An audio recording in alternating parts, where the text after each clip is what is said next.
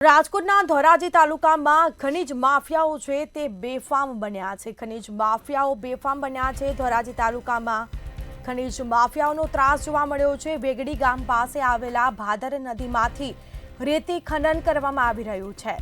ભાદર નદીમાં બેફામ રીતે રેતી ખનન થઈ રહ્યું છે, પરંતુ કોઈ કાર્યવાહી થઈ નથી। બાઝ મશીન દ્વારા આ રેતી કાઢવામાં આવે છે। અગાઉ પૂર્વ ધારાસભ્યએ ખનીજ માફિયાઓ પર આક્ષેપો કર્યા હતા,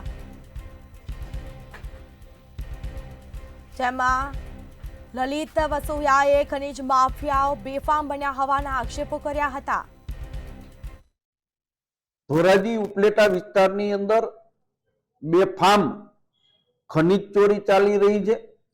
ખનીજ માફિયાઓના ઈશારે જે સરકારી અધિકારીઓ આ ખનીજ ચોરી કરે છે એમની બદલીઓ કરવામાં આવે છે। ઉપલેટા મામલતદારને કલેક્ટર સન્માન કરે ખનીજ ચોરી સૌથી વધુ પકડવા બદલ, તો એ મામલતદારને પણ સજાનમાં બદલી કરવામાં આવે છે। ખનીજ માફિયાઓ રાજકીય પીઠબળને કારણે બેફામ બન્યા છે।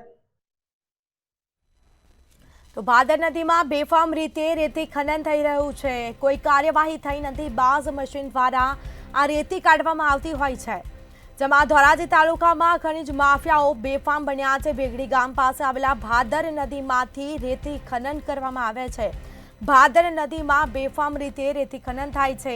બાઝ મશીન દ્વારા આ રેતી કાઢવામાં આવે છે। કેટલા સમયથી આ રેતી ખનન થાય છે, પરંતુ ખનીજ વિભાગ છે જે જાણે ઘોર નિંદ્રામાં સૂતું હોય તેવું લાગી રહ્યું છે, કારણ કે ખનીજ માફિયાઓ સામે અત્યાર સુધી કોઈ કાર્યવાહી થઈ નથી।